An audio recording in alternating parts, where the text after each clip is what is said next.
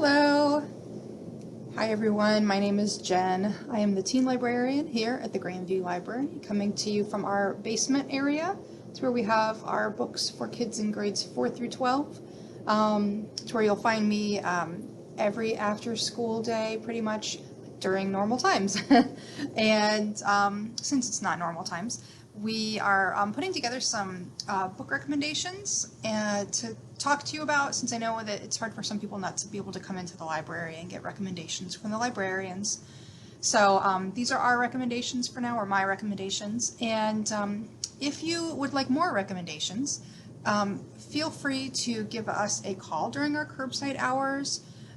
You can also use the form on our website.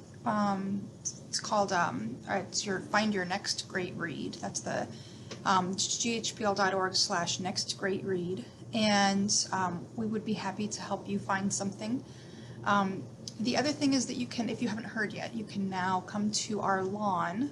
We have special hours. You can check out our website for that, where you can browse. There will be books set up on carts and in our pop-up library for you to come up, browse, and use the self-checkout and leave. So we should have a pretty good selection of all kinds of books for all ages. So hopefully you can come check it out sometime. So we'll get started. My first group of books is for grades 4 through 6. And I have 2 fiction and 2 nonfiction. The first fiction novel that I have is called Everlasting Nora, by Marie Miranda Cruz, and it is this is a really sweet book. It sounds, when I describe it, it might sound a little bit heavy, because it's set in the Philippines, and the main character and her mother live in a shanty town in the Philippines in a cemetery, and it's a pretty big, I think it's their biggest shanty town in the Philippines. And so there's a community that's there already. And one day Nora's mom disappears, and she doesn't know, she can't find her. So she has to go looking for her. And so the rest of the story is I mean, there's, the mystery of finding her mother, but it's also a really great story about community. So I do recommend this book. The next book is really weird. Most or all of what this author does is really weird, and I mean that in a really great way. His stuff tends to be really, it's very strong. He says a lot with his pictures. This whole book is actually wordless. It's some people might consider it a graphic novel, because it is wordless. And it's actually a really great book about the immigrant experience. It's portrayed in a fantasy way, and there are a lot of really strong statements in this book that I think speak to a lot of people who have been in any kind of situation where things are new or different. It's definitely relatable while still sharing a lot of information for people who have not ever emigrated anywhere. The next 2 books are our nonfiction books for grades 4 through 6, and they're actually both about World War II, and they are kind of an interesting pair. So the first book is by Susan Campbell Bartoletti, and I really like her nonfiction books. She writes on a lot of really great topics. So this book is called Hitler Youth, and it is actually about kids who were recruited to join the Nazi movement. And that sounds really scary to a lot of kids. I know that it sounded really scary to me when I first read this, and I was an adult when I read it. And I think it really strikes kids, because kids are really full of, a sense of right and wrong. And growing up, we all understand that the Holocaust was, of course, very wrong. So it's kind of hard to imagine how they would have ended up in this sort of situation. So this is a really, really good book to read. It's not too intense. It's not particularly long. There's some photographs along the way.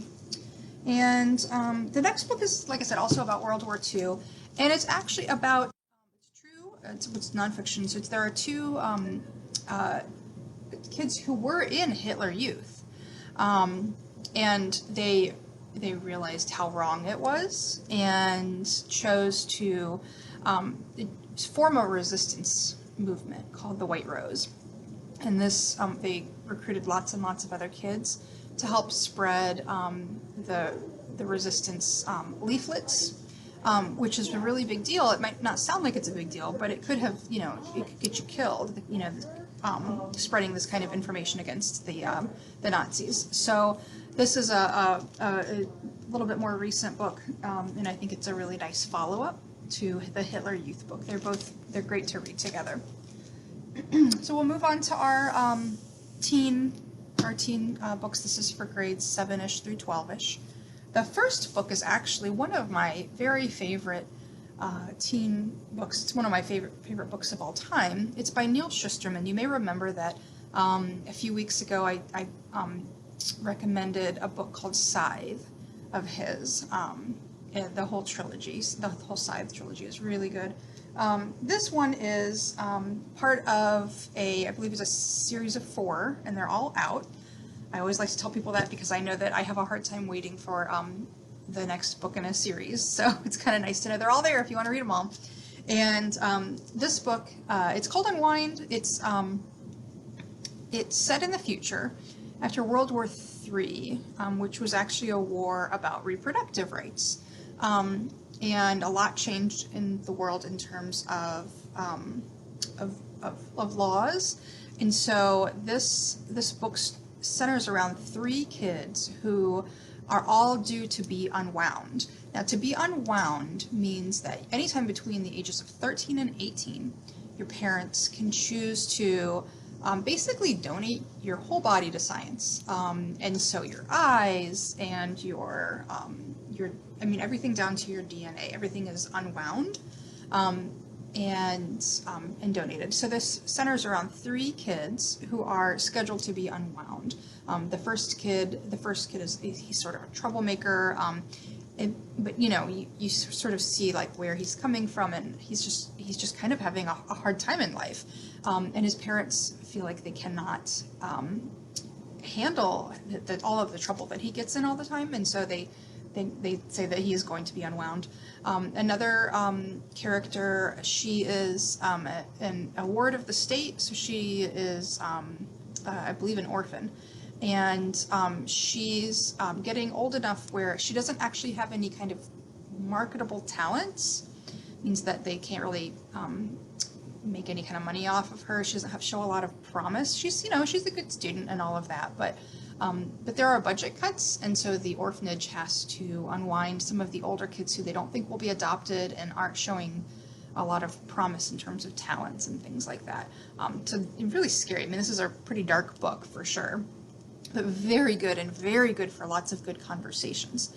And then the third character is, he was the 10th child in a very spiritual family, and he was born and raised knowing that he would be tithed, that he would be, his whole life he knew that there would be this big celebration, and it was considered this honor for his body to be unwound as well.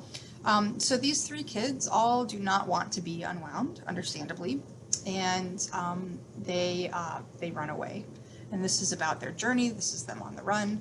And again, this is one of my very favorite books. I recommend it to all different folks because it's just a really good think piece, I guess. The next book is called The Black Flamingo, and this is a really new book. It just came out, I think, this month. And this is written by Dean Atta. It was first published in England. He's an English poet, I believe. This is his first teen book. And it is written in prose. And so the main character, Mike, he is half Jamaican and half Cypriot Greek. And he is, this book is basically about him sort of finding words to identify himself. He's just trying to figure out who he is, what labels apply to him, or maybe he doesn't want labels. He just wants to kind of be who he is. And along the way, he actually, towards the end of the book, or towards the middle of the book, goes to university in England and is able to find a group of kids that he really does identify with and that kind of help him out along the way. This book is really good for older teens and adults.